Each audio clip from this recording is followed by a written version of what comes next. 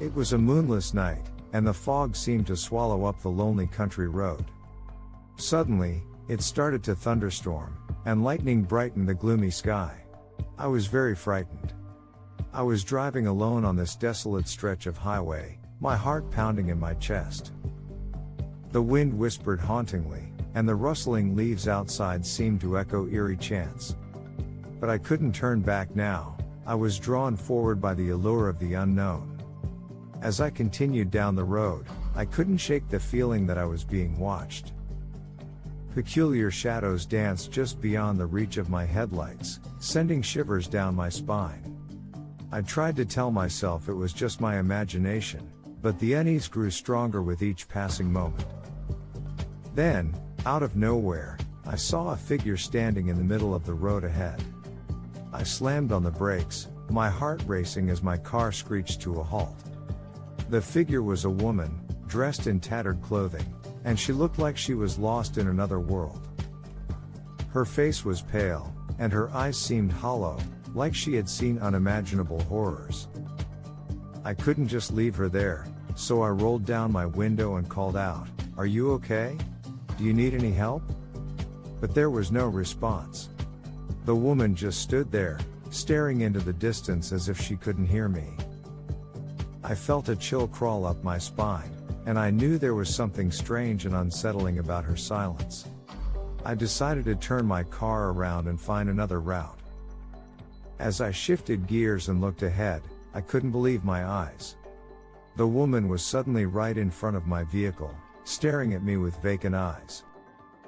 It was like she had moved impossibly fast, defying all logic. My heart pounded in my chest as fear took hold of me. I tried to back up, but she glided forward, blocking my path. Panic set in, and I honked the horn, hoping to scare her away. But she remained unresponsive, her gaze fixed on me with an unsettling intensity. With no other choice, I maneuvered my car around her, swerving onto the grassy shoulder. As I sped past, I felt an overwhelming sense of sorrow and despair, as if her pain and suffering were passing through me. I couldn't stop myself from driving until I reached a nearby gas station. I walked inside, seeking solace in the bright lights and bustling activity.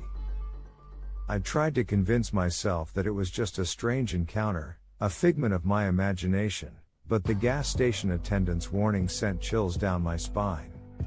He told me that the road was haunted by the spirits of those who met tragic ends there. Some said they were lost souls forever wandering in search of peace.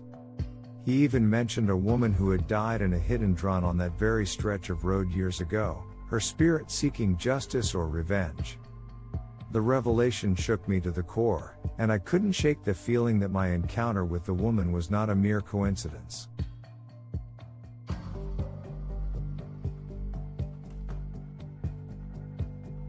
I've been a seasoned truck driver for years, used to the solitude of open highways and long stretches of empty roads. But one particular night, I found myself on a road that I wish I never had to travel. It was a horrible night, and I was navigating a deserted road that cut through the heart of a dense, eerie forest. The moonlight barely pierced through the thick canopy of trees, casting eerie shadows that seemed to dance along the road. The usual tranquility of the night was replaced by an unsettling silence, broken only by the faint hum of my truck's engine. As I drove deeper into the forest, I couldn't shake the feeling that I was not alone. The road seemed to stretch on endlessly, and the trees loomed like silent sentinels. I started to wonder if I should turn back, but then, I saw her, a figure on the side of the road. It was a woman, dressed in tattered clothing, and her haunted expression sent a chill down my spine. Against my instincts, I stopped the truck and offered her a lift. She climbed into the cab, and that's when things took a strange turn. Her presence brought an eerie coldness, and her eyes seemed empty, as if life had been drained out of her. "I've been walking for miles," she said in a soft, distant voice. I tried to engage in small talk, but she remained strangely quiet. The forest seemed to close in around us as we drove on, and her silence unnerved me. "Where are you headed?" I asked, trying to break the ice.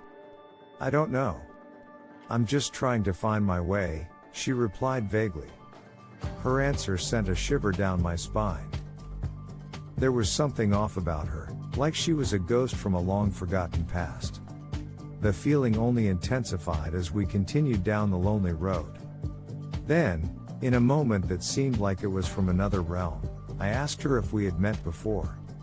She turned to me with haunting intensity and said, "We have, in a way. But there are things we're not meant to remember." The unease in my heart grew as the forest grew darker, and shadows twisted and danced along the edges of the road. As we rounded a bend, she asked me to stop the truck near an empty cemetery. "Now, let me tell you," I hesitated. My heart told me this was a bad idea, but she insisted. "This is where I need to be," she said, her voice barely a whisper.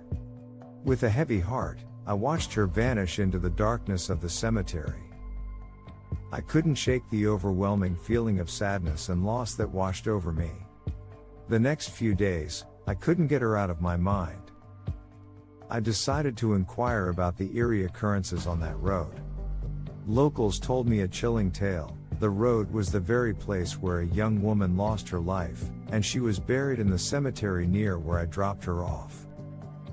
They said her spirit wandered the road at night, seeking rides from unsuspecting travelers, only to get off at the cemetery where she was laid to rest. My blood ran cold as I realized what I had encountered, the restless spirit of that deceased young woman. Everything made sense, the eerie silence, her haunting gaze, and that chilling coldness. You bet I made up my mind never to drive that road at night again. I knew then that I had come face to face with a ghostly presence, a spirit trapped between the worlds of the living and the dead. That haunting night is etched into my memory, a stark reminder that some roads are best avoided after dark, for they lead to encounters with the inexplicable and the supernatural.